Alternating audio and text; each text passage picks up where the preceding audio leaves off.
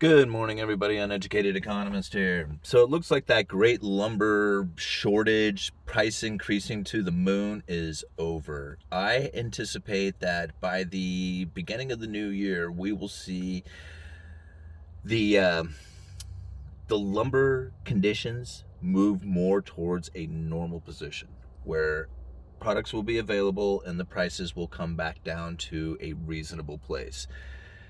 So before I started the video, I went and checked the lumber price futures for the November contracts, and we're sitting around 535 per thousand. And this is a huge, dramatic drop from the 900 per thousand that we saw in the September contracts. Prices, as far as retail, will still take a little while to work through the system before you start seeing the prices in the retail end come down, but they're going to start coming down probably fairly quickly. And I can imagine that once the inventory levels build up, that the prices will return to the normal, um, considering what they are now. They'll still be quite high if we're sitting around the 500 per thousand mark. Typically a 2x4/8, which is probably your most common piece of lumber, would sell for around, say, $3 to $4 would be a typical price. Even during the high time, when the prices are elevated. But $3 to $4 would be, like, say, a reasonable normal price. Right now they're sitting around $8.63, so it's incredibly high comparatively to even the normal high from the past. But we're going back to it, and I see the demand really dropping off, especially prior to the election. A lot of people are really nervous about what's happening here and what's going to go on with the economy, whether or not we're getting a stimulus package. There is a lot of concern that is taking place right now in the economy, and to start a big project like a house right now is probably a little concerning for people who especially are not, say, well off with finances.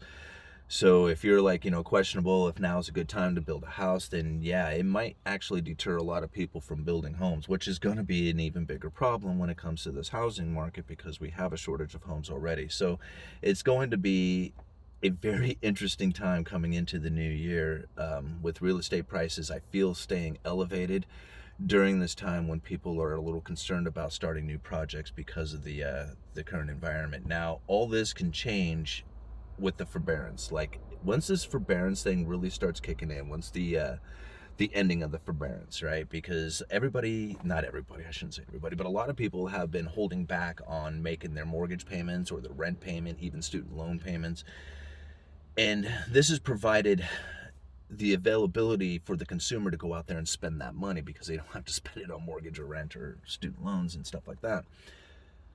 So a lot of people are looking at it and saying, hey, this is a great economy for the consumer. It's not a great economy in general, because the real economy is suffering, with the job losses and the high unemployment and stuff like that. But the consumer has been there pretty much the whole time, because they've been given all the money and they've, pretty much haven't had to make their major payments.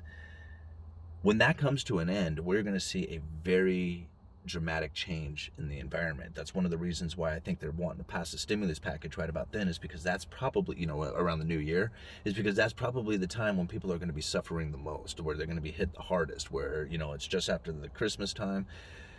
It's the middle of winter, so things are slow. It's a very difficult time for people to acquire, like, new funding, new money, go out and get a job. Summertime's a lot easier, especially for, like, say, a laborer worker. Like, if you're working construction or something like that, you're going to find a job a whole lot better or easier during the summertime than you are during the winter. I mean, wintertime, you're almost like, even if you have a steady job, you sometimes get laid off. So wintertime is not the best time to try and find employment. Summertime is a much better, time to do something like that. But that's kind of what I see happening, at least going into the future, and especially with these lumber prices. I just really don't see any kind of return to the previous highs, even with all the fires, even with everything that's taken place that you would think would cause lumber prices to continue to soar. I see it not happening that way. The fires were very dramatic. It destroyed a lot of equipment, but equipment can be replaced. The amount of trees that were burned comparatively to the amount of trees that are available for cutting, is not even close. There's still plenty of trees to cut. So like, I know the images on TV would show like the entire place is burnt down, but that's not the case, and there's plenty of trees to cut. I live right in the middle of like tree cutting territory, and there wasn't a fire anywhere near us. So there's still plenty of logging taking place around here. What else should I throw in on that? Just the overall attitude that I'm seeing coming through the store itself. I noticed a pretty good slowdown, but you generally see a slowdown take place right now. It's like we almost call it like the October blues, because like in our area, a lot of people like to go like to hunt. And when they hunt, they generally travel. So they'll go to like maybe Eastern Oregon, or, find another place. They'll take like all the hard work that they've done through summer and just take a break in October.